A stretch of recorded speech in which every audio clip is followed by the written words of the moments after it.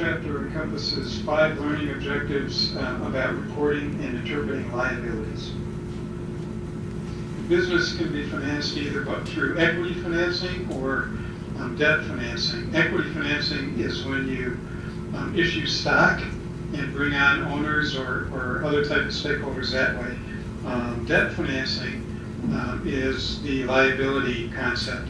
In debt financing, you borrow money, you have an obligation to repay that money, or you actually are able to acquire an asset and postpone the payment for that asset, which creates a liability as well.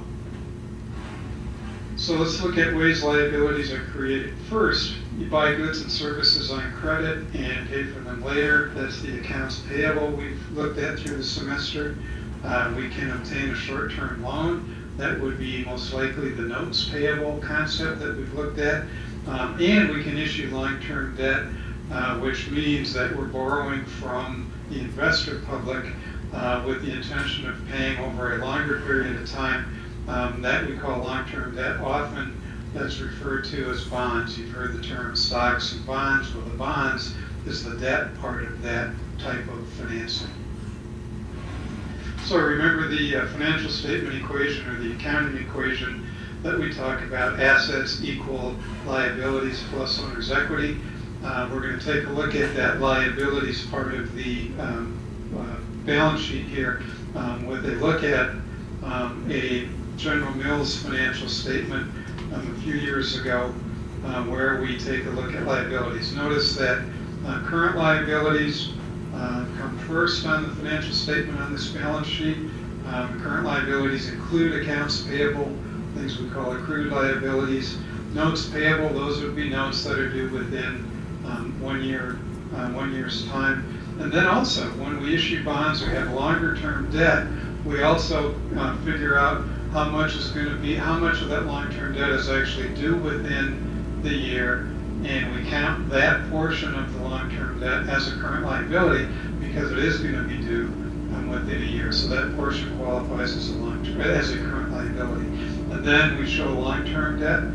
After that, deferred income taxes, which are income taxes we have been able to defer but not avoid. In other words, we're going to have to pay them later on.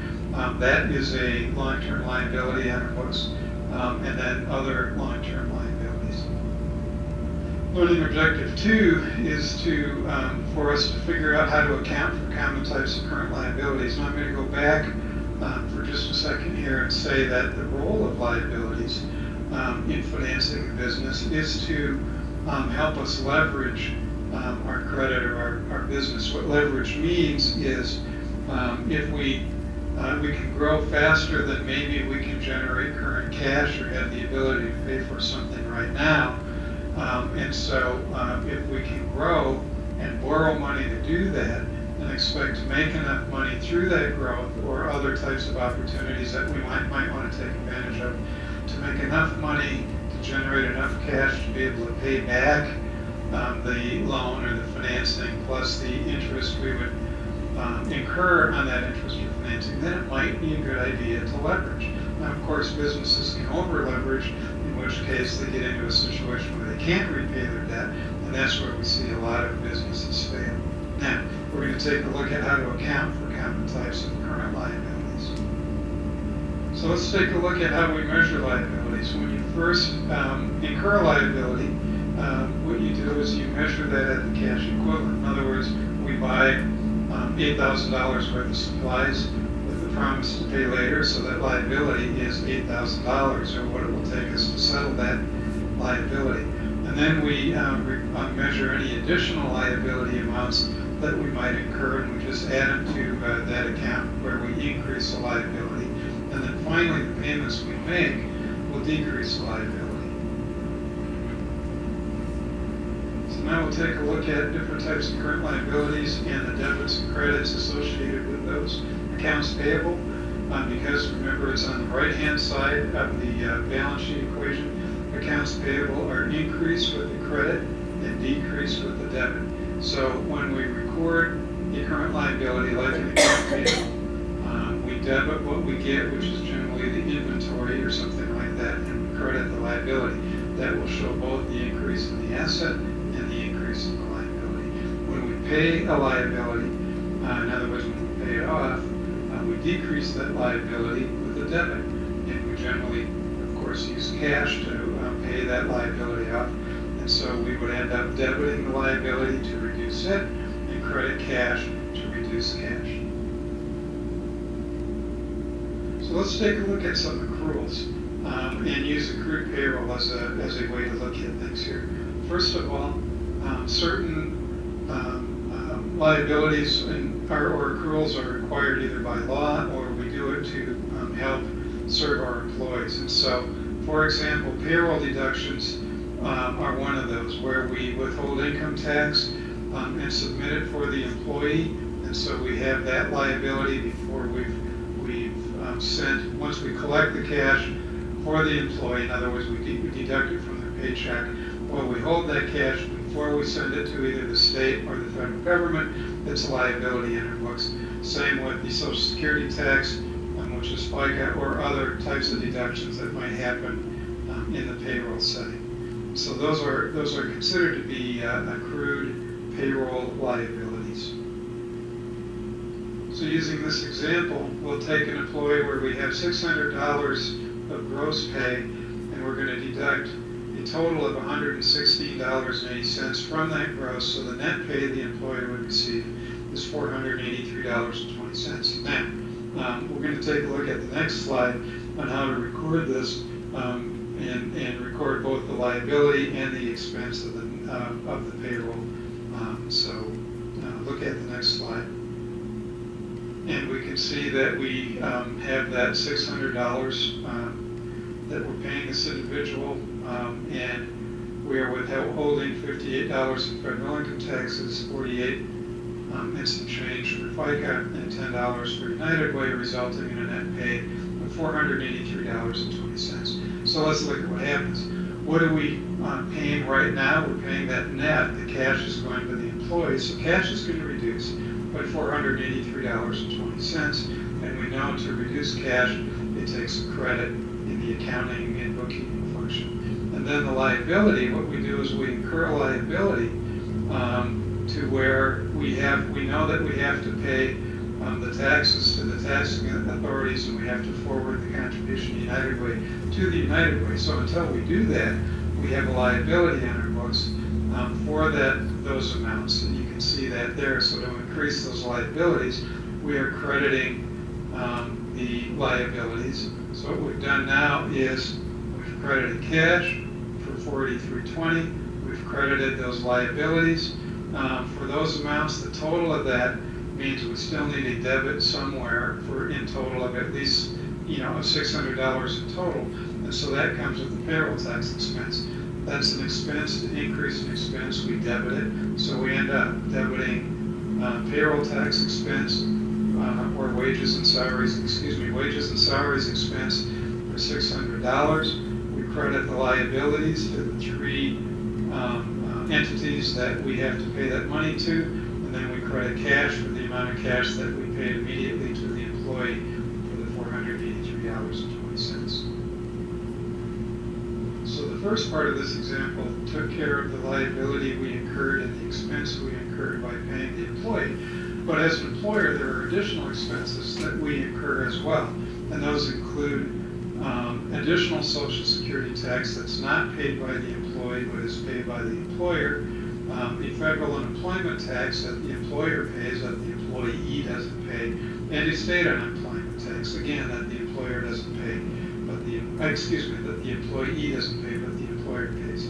So we're going to take a look at these numbers. Let's assume that General Mills was required to pay the $16,400 for FICA, which is Social Security tax, $250 for federal unemployment tax, $1,350 for state unemployment tax. Now, let's take a look at what happened there. Because of that payroll cycle we just went through, we've incurred these liabilities for those taxes, and so we record the liability with the credit to those three payable accounts, and we record the additional payroll tax expense with the debit to payroll tax expense.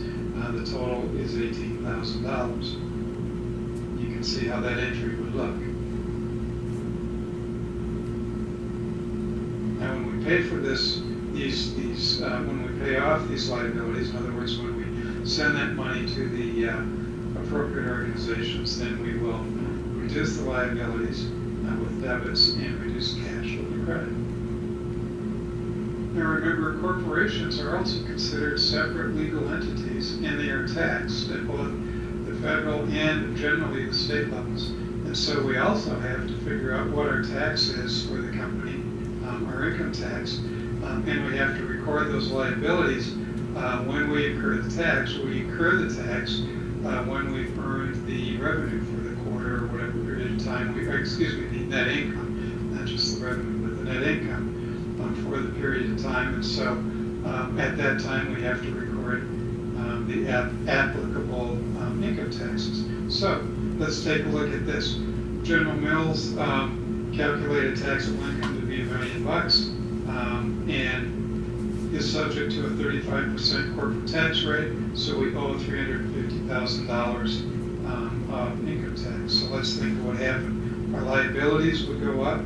That would be income tax payable, so we credit liabilities for $350,000, and we incur an expense, an income tax expense for $350,000. So the entry is to debit income tax expense for $350,000 and to credit income tax payable, a liability, for $350,000. Let's take a look at another type of short-term liability, notes payable. Notes payable are usually considered short-term. Obviously, if a note were to extend longer than 1 year, we would have to consider that a long-term liability. But by general practice, notes payable are usually for a year or less. So when we borrow through a note payable transaction, what we end up doing is looking at the 4 key events. We establish the note. That means we have given somebody the promise to pay when we accept the cash for that note. We accrue interest, and so every day we actually end up owing a little more interest on that note. And so either weekly or monthly or quarterly or whatever we decide to do from a reporting standpoint, we have to record that interest that we have incurred but not yet paid. That's called accrued interest. We record the interest paid when it's paid, so that reduces that accrued interest liability and reduces our cash when we pay the interest. And then we record the principal paid when we pay off the note, so that when we do that, we reduce or eliminate the liability for the note and reduce cash in that same amount as well. So this little picture here shows that if we establish a note or take out a note on November 1, we have 2 months left in the current year, or in 2009, and then we have 10 months in the next year when that note's going to be outstanding. So at year end, we have to record with what we call an adjusting journal entry. We have to record the accrued interest. On November 1, we have to record the establishment of the note, and that's when we get the cash and we incur the liability. And then going forward, at October 31st in the following year, we would record the 10 months of interest we're going to pay when we pay the note off, and we're going to record the payment of the principal. So we'll take a look at those journal entries next.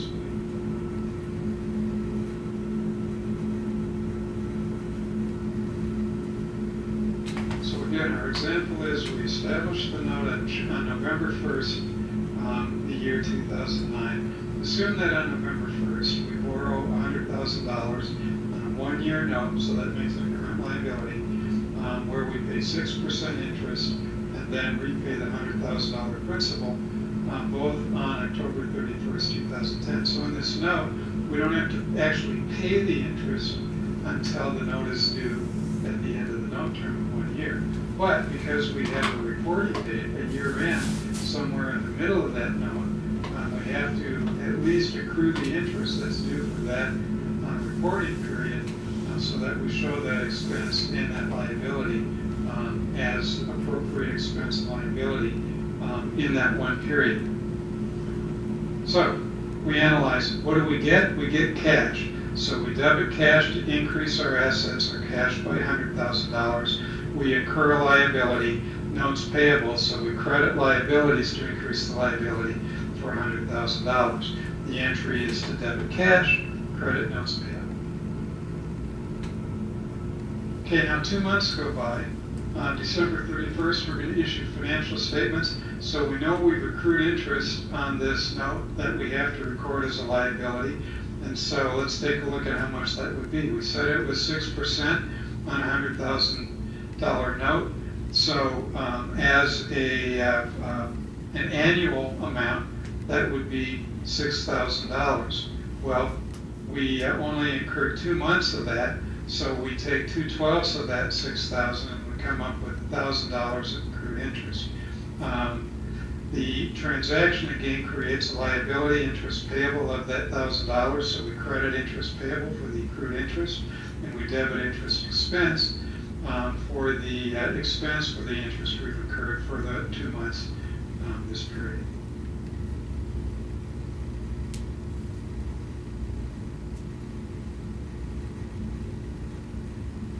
Okay, now we move into the next year, and remember the note and the interest is due on October 31st. So first we're going to take a look at the total amount of interest. What we have to do, remember we haven't had to pay any yet, so 6% on that $100,000 is going to be $6,000.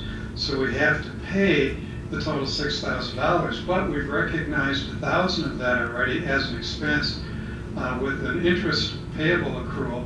So we only have to recognize the remaining $5,000 expense, but we have to then decrease that liability by the $1,000, and of course our cash is going to go down for the total amount of $6,000 as well. So once again, to review what just happened is we debit interest expense for the $5,000 that we incurred from January 1st through October 31st of 2010. We reduce our interest payable by the $1,000 that we recorded in the prior period, and then we pay the cash for that total amount of $6,000.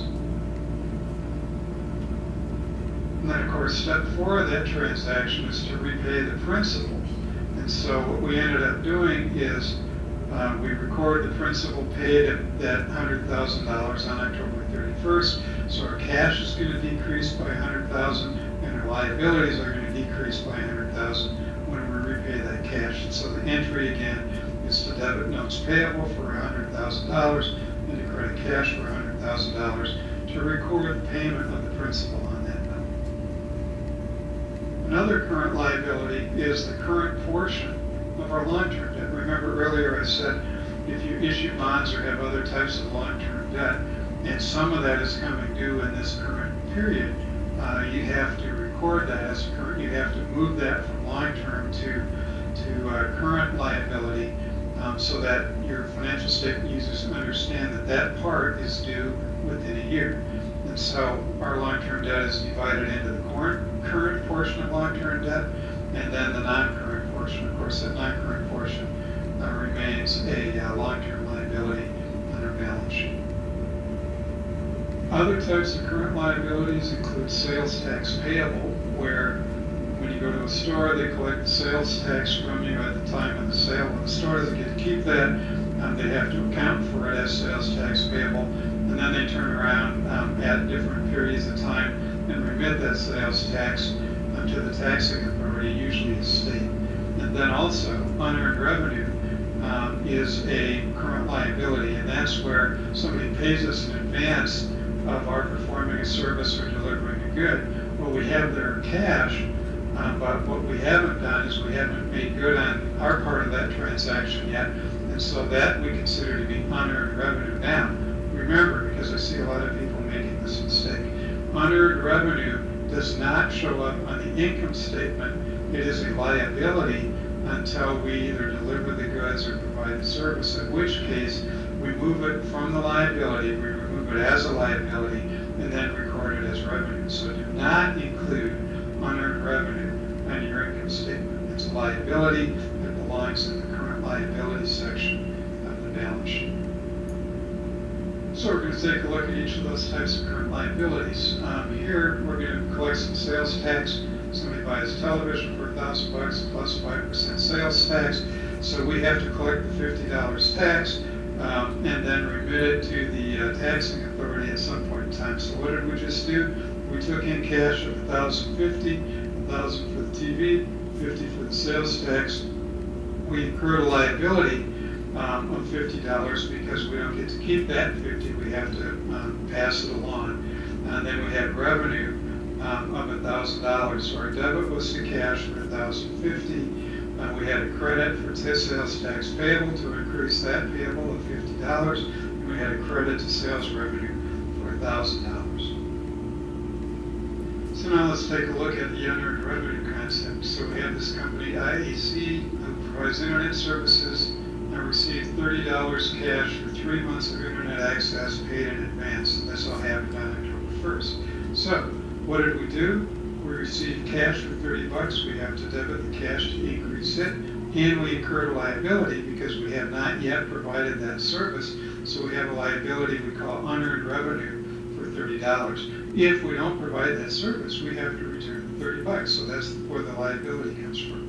So we debit cash, $30, credit unearned revenue, $30. So now at the end of the month, we've actually earned some of that unearned revenue, and so we have to record it. So what we were paid for was 3 months, $30. That comes out to $10 a month. So at the end of the first month, we would reduce our unearned revenue, our liability, by debiting unearned revenue for $10, and we would credit revenue, subscription revenue, by $10 to show an increase in revenue for that portion that we earned. Now remember, we've already collected the cash, so cash is not involved in this transaction. All we have to do is represent that a month has gone by, we provided the service, so our liability for unearned revenue decreases and our revenue increases. Debit unearned revenue, credit subscription revenue. Okay, here we are, everybody's favorite topic, bonds. Okay, and of course I jest. What I mean by that is bonds, you will see when we get into bonds that there's a little bit more to it than just recording a long-term loan because bonds are turned into, what we do is we issue bonds. They're legal documents. We print them intending to issue a bond at a certain interest rate, but markets generally change before we actually issue the bond, so we have to adjust for the difference between the market interest rate and the face rate on the bond. And so we get into some things that are kind of interesting and show us how the financial markets actually function. So long-term liabilities include long-term notes payable, so that's a note that extends beyond a year, and that does happen. Deferred income taxes, those are income taxes where we've recognized the expense or that we don't have, we are going to owe in longer than a year, so even though we have the expense, we're not going to be paying it for some time. And then the bonds payable, which we just talked about in the introduction. Okay, a bond again is where we get cash from an investing public in exchange for a promise to pay a certain amount of money back at a certain time. So the key elements of a bond are the maturity date, in other words, when will that bond be paid off, the face value of the bond, which is the principal amount of the bond in, at least when the bond is printed, and then the interest rate or the stated interest rate of the bond. And so let's take a look at this. Remember, the interest computation for a year is if we have a $1,000 bond at 6% for a full year, that's $60. So, that interest times the annual rate times 12/12ths, or full year. So we're going to have to also compute partial year interest, and so that again is the principal amount times the interest rate times the amount of the year that was outstanding. And so if it's 5 months, it's 5/12ths. If it's 8 months, it's 8/12ths, etc. Now, bond pricing is where the financial markets come into play. The price of a bond, in other words, what a bond gets sold for, has to do with what the face value of the bond is, and what the interest rate, the stated interest rate on that bond is. So let's think about that for a second. Let's say we print bonds let's say it has $1,000 face value and a 6% stated interest rate. Now, let's say by the time we actually go to issue those bonds on the market, interest rates have changed. And our bond says 6%, but now let's say interest rates where people can actually invest in something similar are only paying 5%. So, do we go to market and pay 6% when everybody else is paying 5%? And the answer is no, we don't have to do that. Why? Because investors know that 5% return for comparable investment is what they're going to expect when they go into the market. So what we end up doing is we say, okay, we will issue this bond to you at 6% with the promise to pay $1,000 at the end of the period in principal. But because you're making more on that bond than the market interest rate, when we pay you back, we're going to pay you, the principal is going to be a little bit less than the $1,000. And that difference when combined with the total payment, will result in our only having paid 5% interest on that bond. So you do present value calculations to figure out what you're going to issue that bond at, whatever the market rate of interest happens to be. It tells you whether you're going to issue your bond for the face value. You would do that if the market is still 6% for interest. If the market is less than 6% for interest, you would be able to issue your bond at a premium, which means at a discount, which means you won't be paying back the full amount of principal to make up for that difference in interest rates. If the market rate is higher than that, you're going to have to pay the bondholders more than the face value of the bond to make up for the additional interest that they could have earned on a comparable investment. So we either issue bonds at face value if the market interest rate is the same as the bond interest rate. We issue them at a discount if the market rate is higher than the bond stated rate, and we issue them at a premium if the market rate is lower than the stated amount. I think I said all that right. It'll come out in the next couple of slides. So this slide will illustrate what I tried to say on the last slide. We're going to take a look and see what the circumstances are that would trigger a bond being issued at a premium or a discount or at face value. So let's take a look at first of all, the balance sheet reporting of a bond liability. If we issue a bond at a premium, what we do is that means that we're going to have to pay back more than the face value of the bond at the maturity of the bond because we issued bonds at a lower rate of interest than the market was paying. So we record that as a bond payable for the face value, and then we have to also record that additional liability of the premium. And so we show the carrying value of $107,260. If we issue bonds at face value, of course, the bond payable of that $100,000 is all we show. And if we issue bonds at a discount, because we're paying more interest on the bond than what the market is paying, what happens there is we show the bonds payable, and then we show the discount on bonds payable that actually reduces that face value liability for a carrying value of less than face value. Okay. So remember, premium, face value, or discount. And here are here are the scenarios. We have a 6% stated interest rate on the bond. That's what the bond says. What the bondholders want. If the bondholders know that the market is 4%, they say, well, then I'll pay more than face value for that 6% bond. And so the bonds are issued at a premium because by the time you have paid that bond back, in other words, you're paying less than the face value when you repay the bond buyer gives you that full $100,000 or whatever, but you pay them back less than that because you paid them more interest than what the market said. That's what we mean by issuing bonds at a premium. If it's The bond says 6% stated rate, the market is at 6%. The bondholders say that's what I want, let's go for it. And so you record the bonds, and the bonds issue at face value.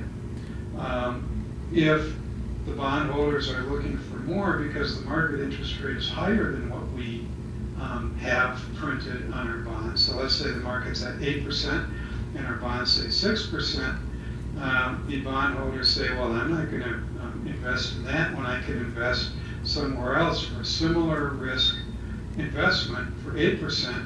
Then we say, okay, I tell you what, we'll pay you more. So we're going to issue the bond at a discount, which means that you don't, instead of $100,000, you give us 90-some thousand dollars, but we'll pay you $100,000 back at the end because we're paying you only 6% interest when the market says 8%. But when we pay you that extra between what you gave us and what we pay you back, that'll make up for the difference between the 6% and the 8%. So that's those are the scenarios for the premium, the face value, and the discount. So remember, again, premium is if your bond says 6%, the market's only at 4%, the bondholder will give you $100 and some thousand for that bond, but you only pay the investor the $100,000 back at the end. And so that makes up for you paying that investor more than the market rate of interest because they've given you more for that bond at the outset and you're paying them back less at the maturity date, less than what they gave. So let's go through those three scenarios. First, we'll take a look at bonds issued at face value. General Mills receives $100,000 in cash in exchange for issuing 100 bonds at their $1,000 face value. So the bonds are issued at total face value, $100,000. So what just happened? We get $100,000 in cash. We incurred $100,000 in liability, and so we record that debit cash, credit bonds payable, $100,000. So let's take a look at bonds issued at a premium. Now remember, this would be that we're paying more interest than the market, so investors are willing to pay more now, and then we pay them back a little less later to make up for them getting more interest than the market is paying. We pay them more than the market. So they give us $107,260 based on our present value calculations that take into account the difference between the market rate and the rate we're paying. And at the end, we only pay them back $107,000. So that's what we call bonds issued at a premium. So what did we get? We get cash of $107,260. And then we increase our liability by $100,000, and we credit premium on bonds payable for $7,260. Because of course, if we pay that back early, we have to give some of the money back because we don't get to, it hasn't been outstanding for the full period. So that the entry there is debit for cash, $107,260. Credit bonds payable for the face value, credit premium on bonds payable for $7,260. Let's take a look at the bond issued at a discount. So we received $93,376 for bonds with a total face value of $100,000. That's because the interest rate on our bonds is less than the market rate, and so we're going to get $93,376 at the beginning. We're going to repay the $100,000 at the end, plus the face value, of course, of the interest over the time the bonds are outstanding. So we have decided that our discount is that $6,624. The difference between the face value of the bond of $100,000 and what we receive for the bond when we issue it, the $93,376. So what happened? We got cash of $93,376. We have bonds payable of $100,000, but if we were to repay them tomorrow, we wouldn't have to pay that full $100,000 because they haven't been outstanding for the full time. So we record the discount as an offset for the $6,624. So the entry again is cash, $93,376, a debit to discounts on bonds payable because it's like a contra liability account, and it will go down over the life of the bond. And so we have $6,624, and then we credit bonds payable of $100,000.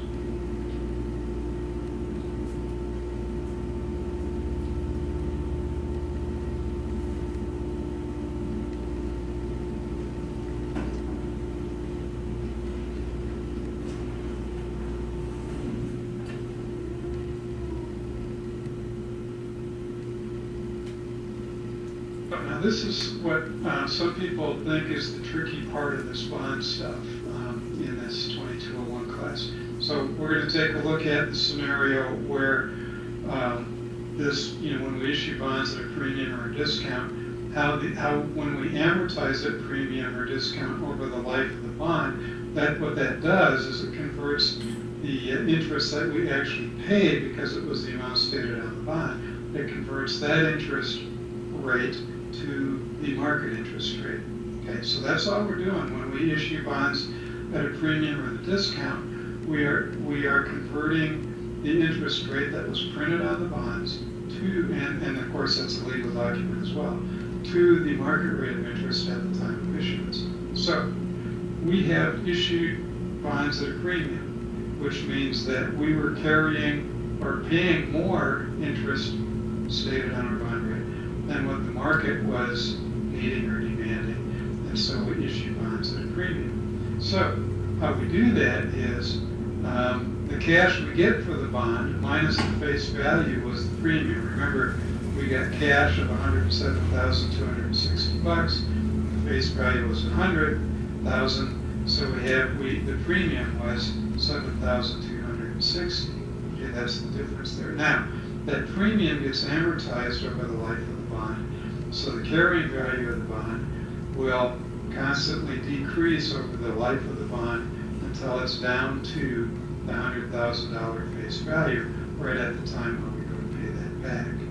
Okay, so the interest expense that we're actually going to incur on this bond is less than the actual cash interest payments we're going to make, and we're going to reduce that interest expense by those steps of premium amortization. So in other words, interest expense is going to equal the cash interest that we paid according to the terms that were on the face of our bond, minus the amortization of the premium for each period that the bond is outstanding. Okay, so and that goes back to, remember, at the maturity date, the carrying value and the face value of that bond will be the face value of $100,000. So think that through and see if it makes sense to you. Okay, that same logic applies to bonds that we issue at a discount, of course, only in reverse.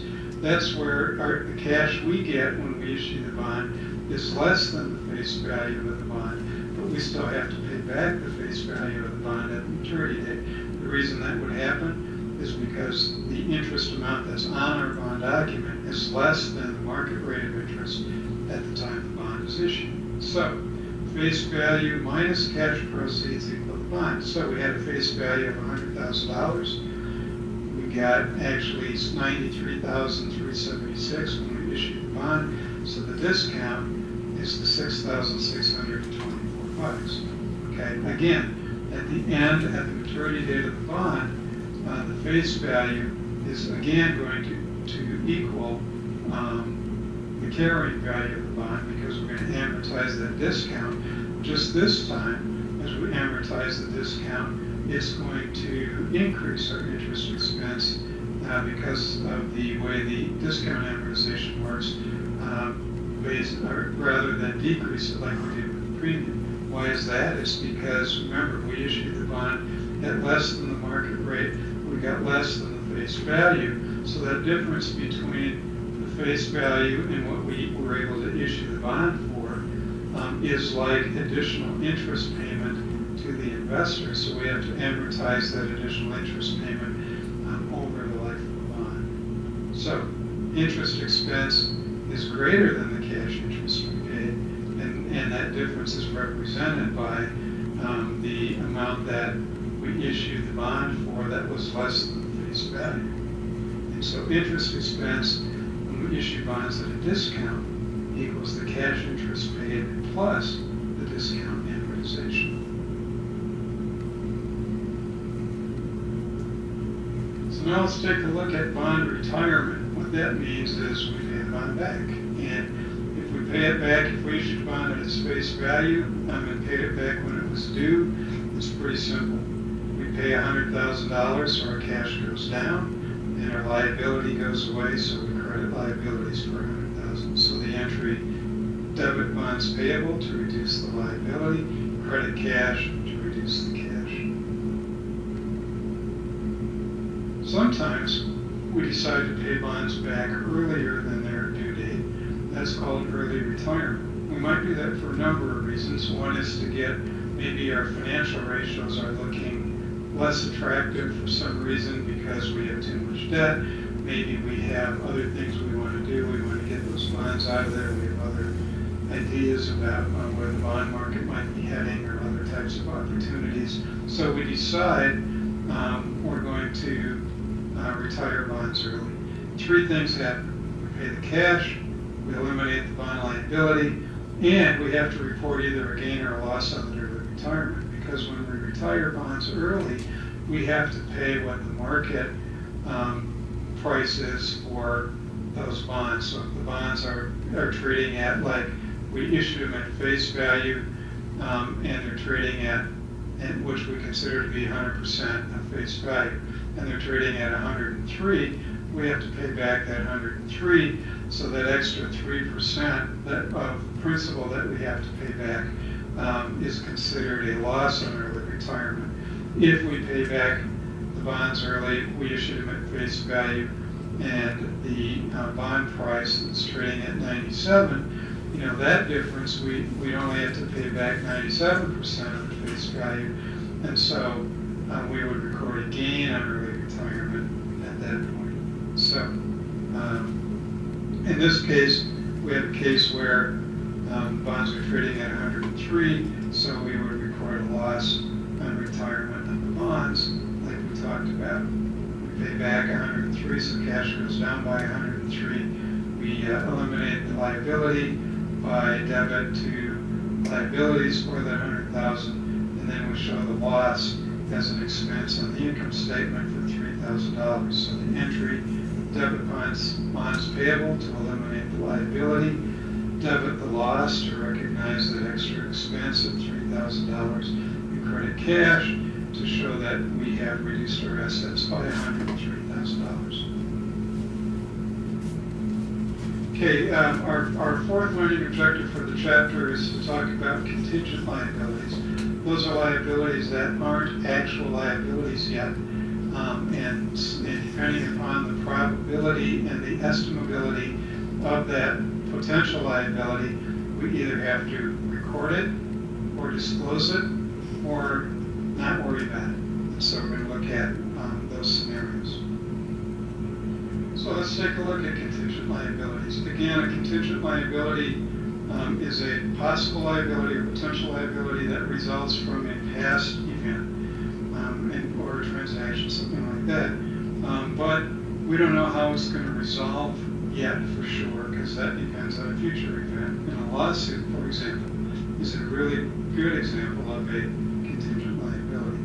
And as I mentioned, how we treat, in other words, from an accounting standpoint, how we treat whether to record or just disclose or not do anything from a contingent liability perspective depends on what the probability of that liability coming to fruition is, and also how easily we can estimate the amount. So here's the little chart that explains all of that. So we have this possible contingency represented in red on the left side. If it's probable, and again, we're talking judgments here, we might have to record it as a liability and a loss. And we would do that if we can reasonably estimate the amount. If we can, and if we can estimate the amount, and the liability is probable, we record the liability and the loss with a journal entry and recognize it as a loss and liability in that period when we can estimate the amount and determine that it's probable. If it's only possible,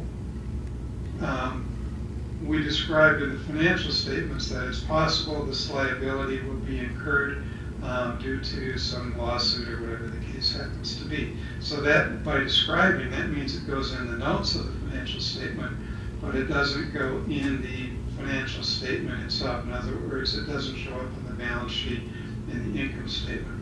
Moving back up for a second, if the contingency is probable, but we can't estimate the amount yet, then we have to describe that in the financial statement notes as well. And that tells that the investors that this liability is most likely going to happen. We just don't know how much it's going to be. Oftentimes, we're reluctant to, name a range in the financial statements because that might play into the hands of an attorney or something like that. But we have to, in some ways, disclose that contingent liability in the notes of the financial statements. And then finally, if the likelihood of that liability is remote, we don't even have to mention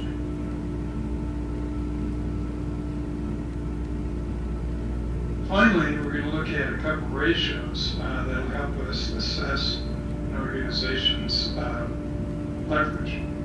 And one of those is called a quick ratio, which we use to look at their current assets versus their current liabilities. Remember, we had looked at a current ratio earlier in the semester, and this is going to even be a little more aggressive ratio for us to look at. And then the times interest earned ratio helps us in some ways assess the solvency of an organization or their ability to pay the interest on their current debt.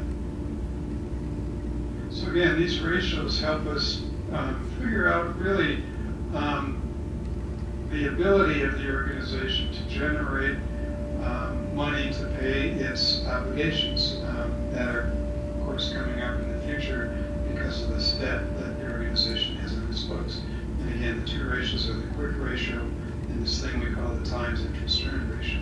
Now, the quick ratio is like the current ratio, except in many ways, what we don't put in to the current assets will be things like inventory. We put in the most liquid current assets in the numerator and then divide by total current liabilities. So those most liquid current assets we consider to be part of the quick ratio are cash and short-term investments and net accounts receivable. And what we mean by net accounts receivable, again, is accounts receivable minus the allowance for doubtful accounts.